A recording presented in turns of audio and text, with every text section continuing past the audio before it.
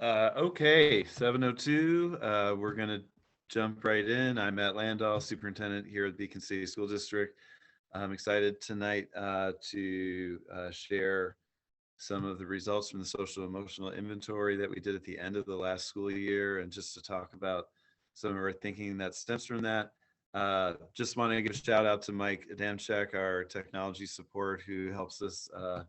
We had a really a town hall where everything just sort of crashed last year, and ever since then Mike joins us to make sure everything's okay. So Mike, thanks for being here. And then I'm joined also tonight by Gabby Hewitt. So Gabby works for Ed Elements, and we uh, started working with Ed Elements through a coaster through Duchess Bose's. And so they have helped us in a couple of areas. One, they've helped us develop school improvement plans for our TSI schools, Roundabout and Sargent. And they also, at the end of last year, did this social emotional inventory with us. So we're going to go through some slides. Gabby's going to share a lot of the data since she was the one who compiled it and put it together. And then I'll sort of jump in when needed or when I want to throw my 2 cents in too. Also be aware, I don't think, I think I, and we're not using the chat tonight. If you have questions, you can put them in the Q&A. And when we're done with the slides, we will go through them. I'll go through them and try to answer them. And if I don't have answers tonight, I will try to get them moving forward. So Gabby, thanks for being here. Welcome. And let's get started. Yeah, thank you, Matt. Thank you all for having me here. I'm excited to not only, learn a little bit more about your district, but I don't think it's always common for a superintendent to invite us back to share it directly with the community. So just really grateful that that's the culture here in Beacon. There's a lot of things to celebrate that I'm excited to share, and a lot of really awesome opportunities for growth. So I'm going to start by, because this was really grounded in this idea of social emotional learning, or a lot of times you'll hear us refer to SEL. I'm going to start by just this sort of definition that's one of the most widely acclaimed. Matt, can you just give me a thumbs up that you can see my screen okay? Perfect. All right. So this comes from Castle. They're an organization that really has written the framework and definition for what social emotional learning looks like in the academic world. There's a lot of New York districts, as well as a lot of districts across the country, that really create their definition for SEL based on the Castle framework. And so when we were thinking about how to sort of craft the parts of the inventory, it was really grounded in making sure that we were trying to address some of the areas that sort of create the spokes on this wheel for the Castle framework. If you look at the definition, and I won't read it in its entirety, but some of the biggest things that you'll notice are, it's just this idea of creating opportunities for student awareness, student ownership, and student sort of self-management. These are really tied to, as I'm looking at some of the information that Beacon has around the profile of a graduate and the mission, the vision, the values. This is a really nice tie-in to some of the work that Beacon has already been focusing on over the last few years. And so wanted to start with this because wanted to name that when we were learning more about you, whether it's through a survey or people that we engaged in focus groups and empathy interviews, we were really trying to get at some of these spokes of this SEL framework. The other thing that I want to share is this is something that may or may not be familiar, but it is the operating mission and beliefs that Beacon has. And if you're looking at this, you might actually notice some connections between what I just shared, potentially what you've already heard about SEL, and some of the data that I'll share with you as well. And so right at the top, Beacon says the mission of the district is to prepare every student for learning, life, and work beyond. And I think that really opens up the door for thinking about how we're supporting students, not just in academic pursuits, but also building those opportunities to develop some of those more ownership-based skills as well. The other thing that I think is a really nice tie-in is this culture of care goal that is under the beliefs. So in thinking about pursuing that mission and thinking about making that mission a reality, this idea of creating and ensuring a safe and supportive emotional environment is something that is really important and sort of resonant with the Beacon community. And again, you'll see sort of a lot of parallels in the Castle framework and sort of the why behind why districts would bring SEL to their communities. and the beliefs and the direction and the goals that you've already set as a district community. And Gabby, I just want to throw in that, I think it was 3 years ago that we developed a lot of these goals in this language. We had teachers, we had parents, other staff members, administrators, board members, all on this stakeholder committee that came up with much of this language, and it's also really reflected in the board goals. So it's cool to see the connections. Thanks for that, Matt. So that was sort of the what, right? What is SEL and why does it matter so much for Beacon? And so what I want to share next is sort of what we did to really get at some of the current state of Beacon towards these goals. And so what you'll see on this next slide, this is really just the roadmap for what we've been doing over the last few months. Just for transparency, we wanted to share sort of all the phases, but you're likely most familiar with this one that was identified in June. And so really the conversation around the desire to see what the current state of social emotional learning, what the current state of addressing that culture of care goal was, that conversation really happened in May. And then we decided that we were going to sort of take two paths to get a current state readout for you. The first is the one that you're probably less familiar with. So this is where we conducted some empathy interviews with staff members. And then the second is probably the one that the community at large is more familiar with. You might have filled out a survey where it asked you a series of questions, and the survey had sections to complete whether you were a staff member, a student, or a family member or a parent of a student in Beacon. And so that really was the first 2 months of the project. And we spent the month of July analyzing the data, creating a readout, and sharing that with the Beacon leadership team. And it was decided then that we wanted to share the information back with not only the community, but administrators as well. And so we're sort of just in this communicating what we found phase. And this is where, in sharing some of the data, we'd love to hear some questions that are sort of resonating for you. And so we're just right here, right? We share this with administrators, and now we're sharing it sort of in this community town hall forum. And we will also preview for you what we're thinking about doing with this data next. But this is, again, just sort of data gathering and sharing back the biggest trends. Just to share a little bit more about the methodology. So I mentioned this a little bit on that roadmap, but this is a better visual so you can see what it looks like. We were able to interview members of the staff and just get their sense of what the current state of social emotional learning was. And we also tried to target different types of staff members. So we didn't just speak with teachers. We didn't just speak with school counselors or social workers who might be more familiar with SEL. We tried to get a representative group, both in the empathy interviews and the community survey. And then the second piece, again, this was something that you're probably potentially saw on the Beacon website. It was a community survey. We did gather some demographic data because we wanted to make sure that we were taking into account a variety of stakeholder voices. But none of the information that we shared has any kind of identifiers on it. So just wanted to name that we were looking for big trends, not necessarily individualized data. All right, I won't read through all these numbers, but you can see some of the goals of the overall inventory on the right-hand side really grounded us in the types of questions that we were asking, as well as thinking about that CASTLE framework and how we would even define what SEL looks like. Overall, we were able to talk to over 400 Beacon stakeholders, whether it was through an empathy interview or with people who completed the community survey. And you can see how that number shook up. We had a pretty good representation of students. We were most able to hear from parents and caregivers, which was really, really exciting to see. And out of the students that completed it, about just under a half of them were really categorized or self-identified as remote learners. And so again, got a pretty decent cross-section of the district.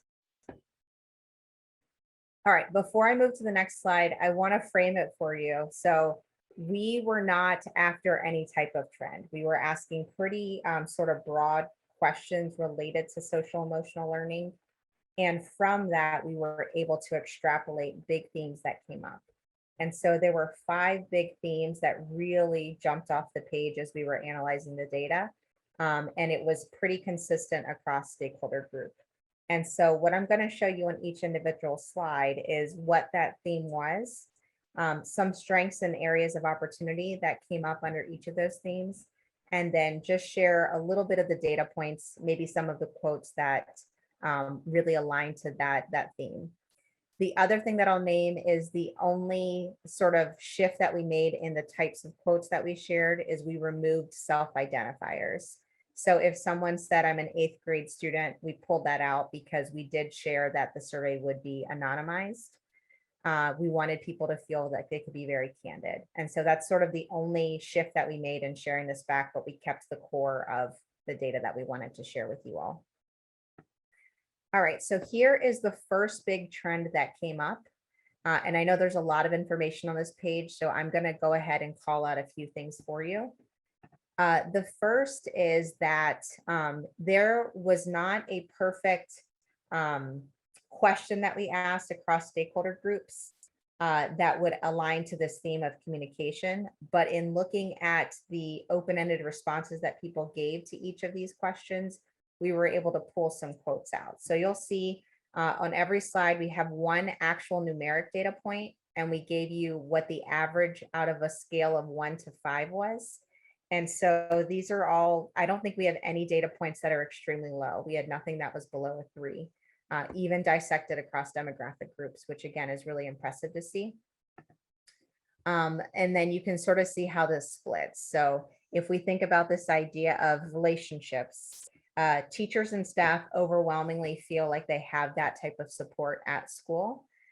Students are probably the second highest group where they feel like they have at least one strong mentoring relationship with an adult or one adult that they can communicate with. And parents and caregivers on average feel like they are able to communicate with at least one adult at their child's school. So communication was a big theme that came up from this data point.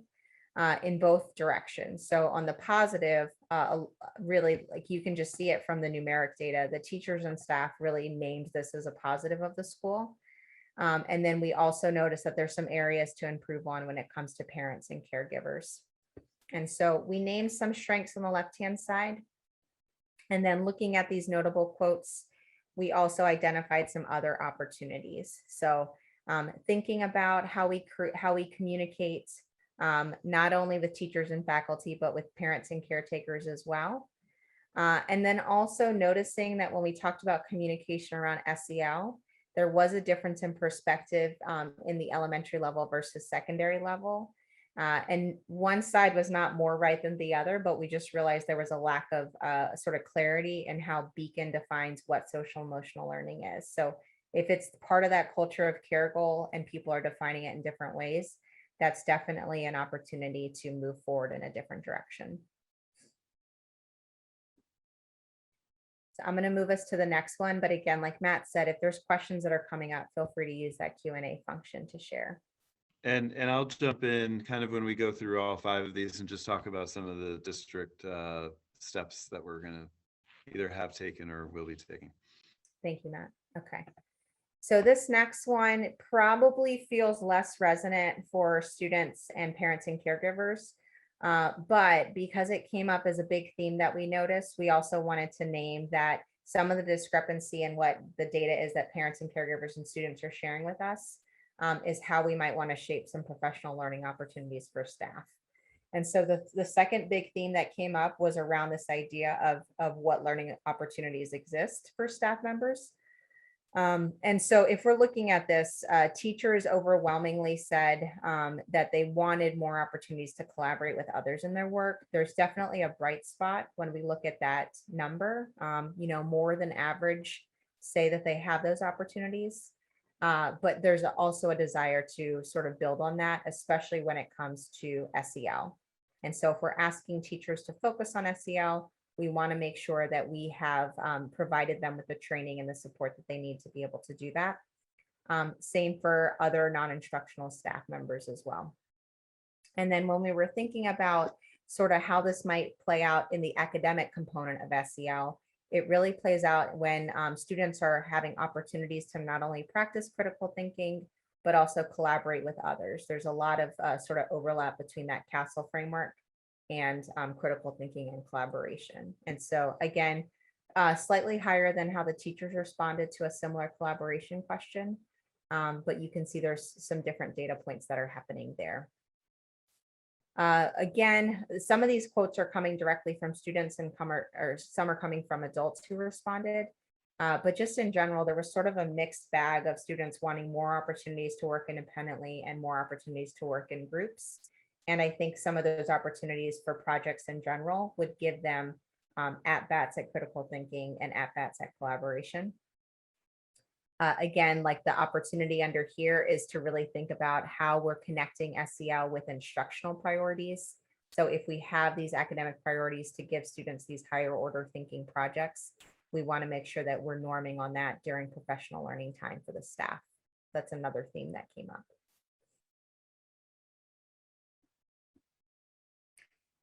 Three more themes that I'm going to share. And again, I'm just sort of lagging a little bit that way. If you wanted to add a question, you can. All right, the third theme that is coming up, and I think, yeah, my computer's just a little delayed, was really under staffing and support. And so this is probably one of the biggest bright spots that we saw, not only in the survey, but in the conversations that we were able to have with people. There is some serious pride happening in Beacon. There is a lot of pride. There's a huge sense of community. And again, that's not always something that we see, and it's much harder to react to. And so the fact that this is already a strength of Beacon's means that we have a lot of opportunities to sort of capitalize on that. And so there were really two data points that were most aligned to this theme that came up. And one was just how students and families felt about sort of desire to come to school. So really thinking about, is there support there that is encouraging students to want to be there? And then second was just sort of the pride piece. And so you can see, you know, if you're just looking at this, there's a lot of bright spots here, particularly with the adults, and then some work that we can sort of do with the students as well. So some of the opportunities that came up, and this was more in the open-ended question, was thinking about not just do students want to come to school because they're challenged academically, but do they want to come to school because they feel like they have the mental supports that they need to be able to be successful.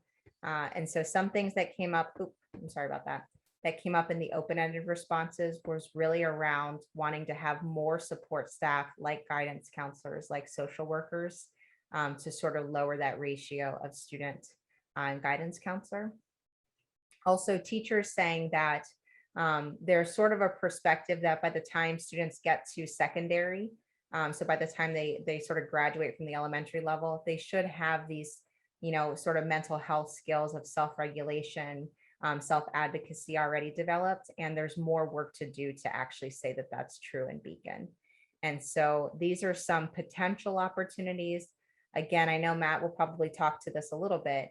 That doesn't mean these are all the things that are going to happen. It just means these are like generating ideas that we came up with as we looked at these themes. So one was just consider ways to support based on mental health, hiring more mental health support for students. So not just thinking about supporting staff, but also students.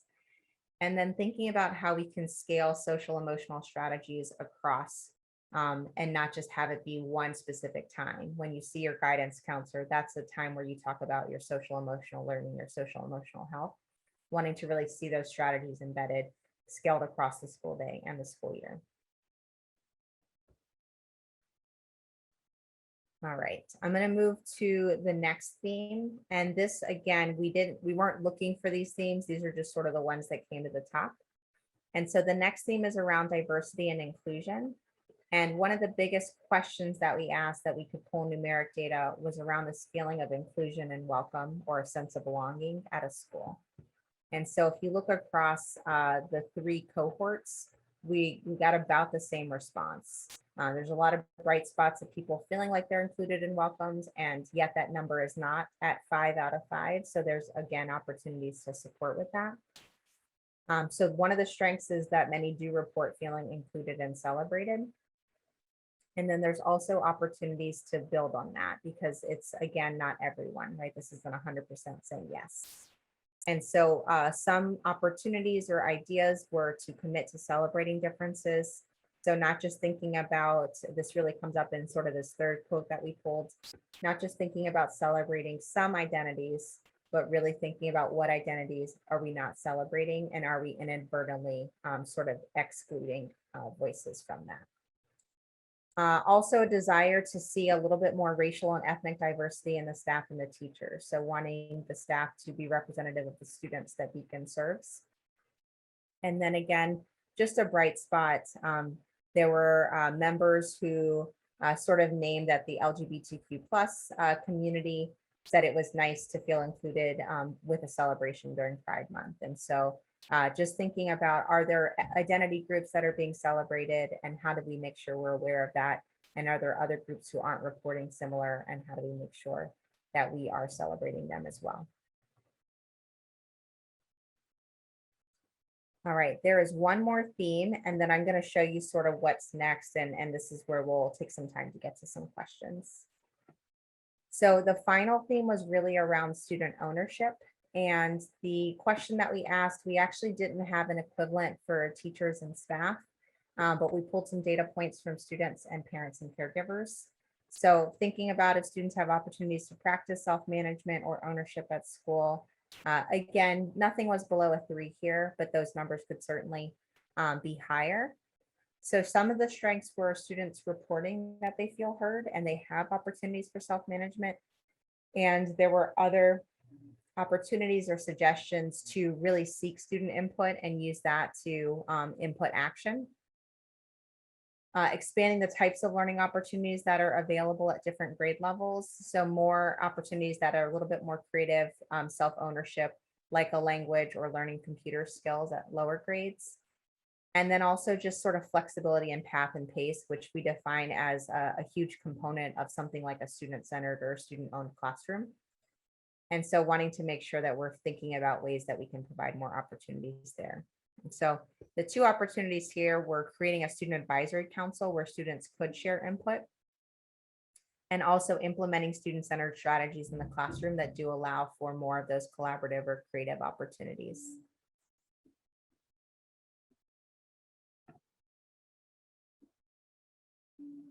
All right.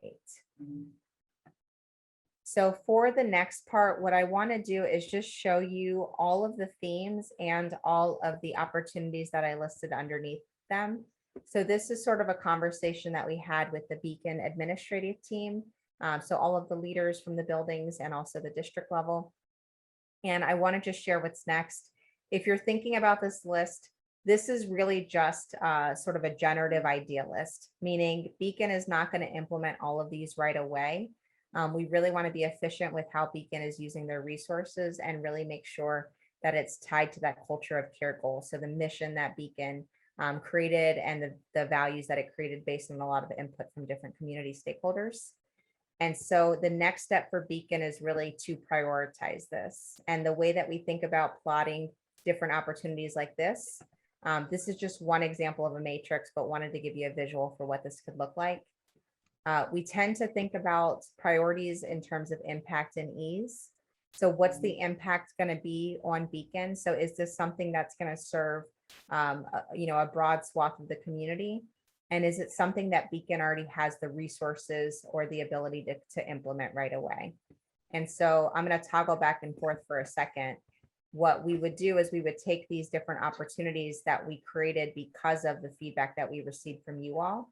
And we would plot them sort of across impact and ease and see which of these opportunities is it worth Beacon investing time and energy in, and is it worth prioritizing for the upcoming school year.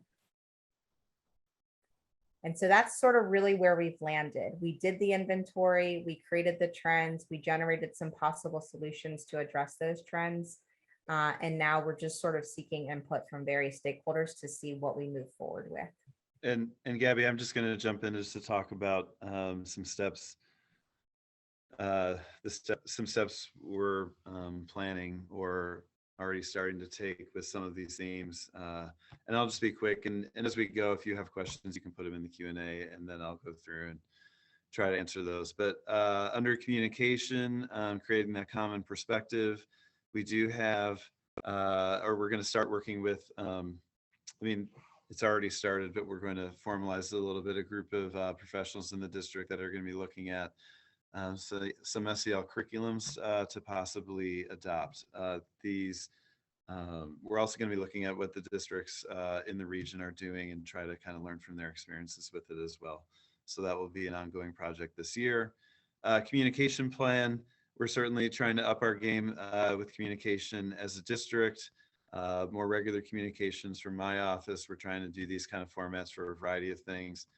Um, and so we're really excited to be trying different ways to communicate, and I think we've experimented well with some over the course of this pandemic that we're in. All right, under professional learning, again, that's tied into the other thing. We have a team of folks, teachers, some administrators, and some of our mental health folks that are looking at curriculums, and then obviously professional development supports that.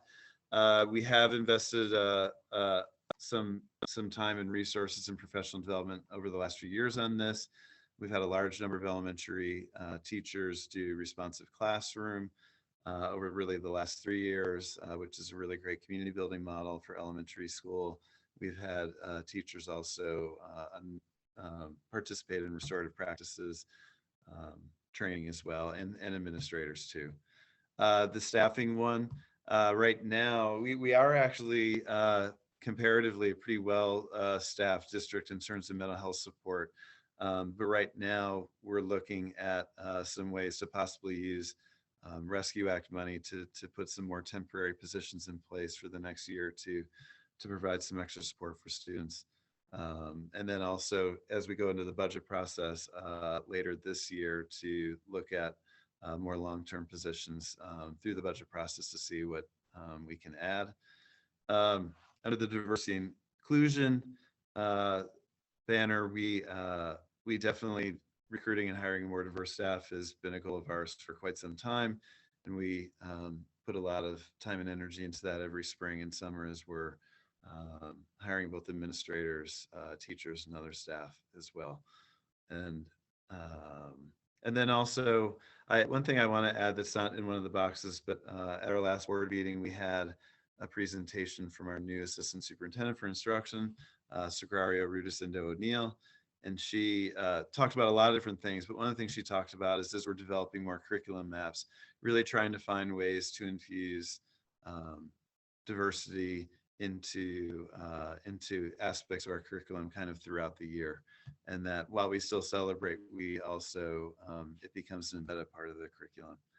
And then lastly, student ownership. 2 years ago, I had groups of fourth graders all the way through 12th graders that I met with a few times a year. Last year, I got away from that a little bit just with all the time and energy we were spending just on kind of keeping things open.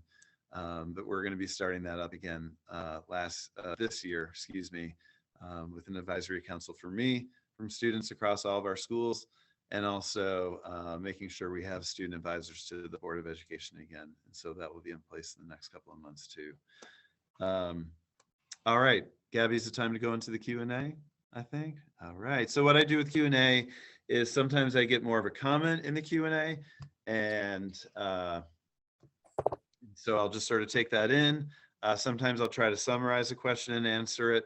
And if there's something personal in a question or whatever, I probably won't. All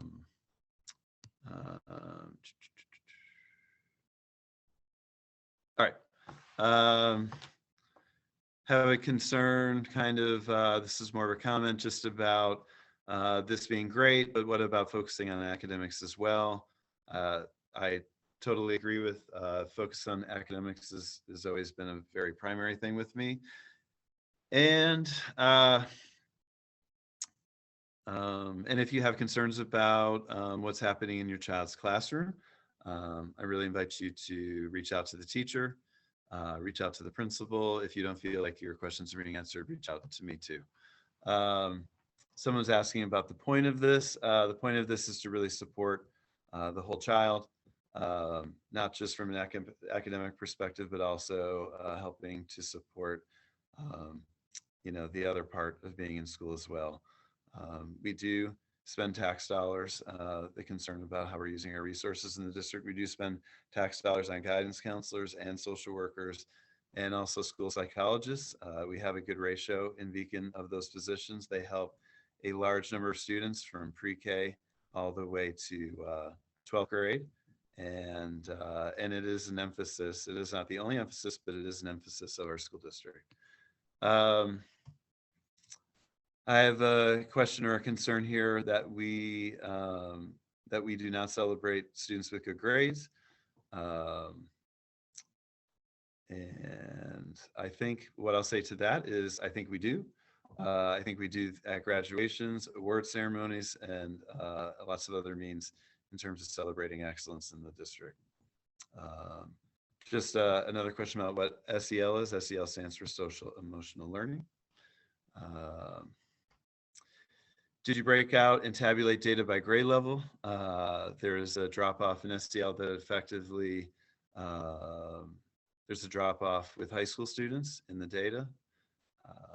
If the data is broken down this way, there's also opportunities identified by building grade level and not just district wide. We did break out the data and tabulate it by elementary, middle, and high school. We did that. We did a much longer session when we worked with the administrators, and they're going to be working with people in the building with that data. But you were right. We did see a drop off with some of these things as kids entered high school, a little bit in middle school. There's a really strong connection to school at elementary, and then it starts dropping off. It's not just a Beacon issue, it's kind of an issue across the country in terms of school. But that is great to point that out. And so that is something that we really want to focus on as we move forward in terms of whether that's a staffing thing or a resource thing, but just trying to find ways to have students feel more connected as they get older to school, for sure. Are we referring to a majority rules approach with this work? We don't view it as a majority rules. There was nothing perfect about this survey, but it was an attempt to capture data across a wide variety of people.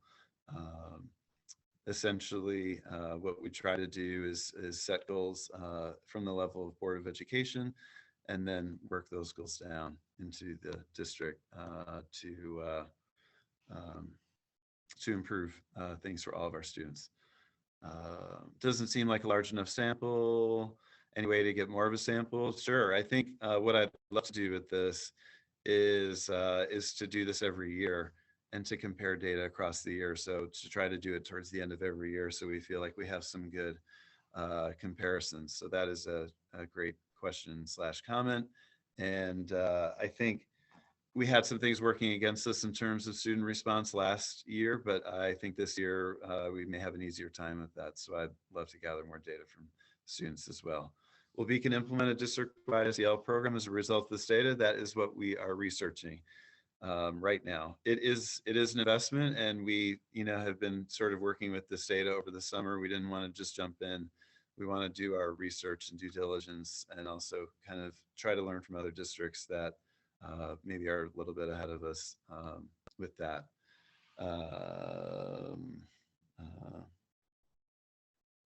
The messaging and initiatives around SEL last year were consistent and great. You're not hearing it as much this year with secondary level students. Will that happen soon? That's great to point out, and I will share that with my secondary folks, that maybe that messaging has been a little bit less this year. So thank you for that comment. And then I'm just looking over, I guess chats go to me, and just someone interested in bringing a specific program to the district. And so if you could do me a favor, the person who put that in the chat, if you could just reach out to me via email, just so I have it in an email and it's not just sort of in the chat, that would be great. Go back to the Q&A. Okay. I kind of went quickly through those, but in a sense, there were some concerns about this being a focus at all from the district. I guess, what my response to that is, it is in line with our district vision and mission, also our board goals. And we also view it as really an important part of supporting students in school. Just another concern just about the way we were collecting data. Did we get enough? I think that's a great concern. And so what I'd love to do is do a version of this every year, especially from the student side, and try to capture more student data. And then just some questions about next steps. One is, are we going to, get a social emotional curriculum? That's what we're researching over the next couple of months, and trying to learn from other districts. And then also just folks reaching out to me about specific programs, which is great. And I'm reading that chat, so just send that to me. If that person's getting my communication right now, just email me, so I have it. All right, just going back to the questions for another minute. Much of social learning is about relationships that adults have with kids. I often hear support staff who don't talk in a positive way to students. What can be done about this? I think a couple of things that needs to be addressed in our different buildings and classrooms if it's happening, but then the other part of it is also training. So I know our support staff is really interested in also getting trained along with the teachers in this too. What is a social emotional curriculum? It varies. There's a lot of different ways to look at it. And it's, I think the one thing that we got from all this information is the need to be more aligned and consistent across our schools, so kids are hearing the same language. So it's language kids are hearing from adults in the school, language that they use with each other, and also just ways for them to develop more skills and self-regulation and being more independent. And all of these things are tied into our district vision and mission as well, which is exciting. So it wouldn't be classes. I have a couple questions more about it. It would be something that would just kind of be woven in. I have a comment about the Yale Ruler program. It's used by many of the districts in Westchester. That is one of the ones that we are looking at. So we have, I think we're going to try to have a handful of people try to get sort of the initial training this year and take a strong look at that. But we've heard good things about it too. So thank you for that comment. Again, that comment was about something called the Yale Ruler program. And I need to learn a little bit more about it too, but I've heard good things. And I just have like a question, comment, a concern about drug use increasing at the high school. That, that is always a concern of ours. So, we're trying to do a few things there, and I think we need to plan some more things to do too. But one of the things is we're just trying to monitor students as best we can in the high school to just try to sort of cut down on opportunity, but also there's a huge education part. I know at the orientation this year, we wanted to cut down the amount of time people were inside. And so we want to bring CAPE in to do like a Zoom town hall to talk to parents and students over an avenue like this about combating drug use. And then lastly, I think a lot of it is mental health support. And so one of the things that our PPS department has been working on is trying to connect with some community agencies that we can sort of more quickly access drug counseling.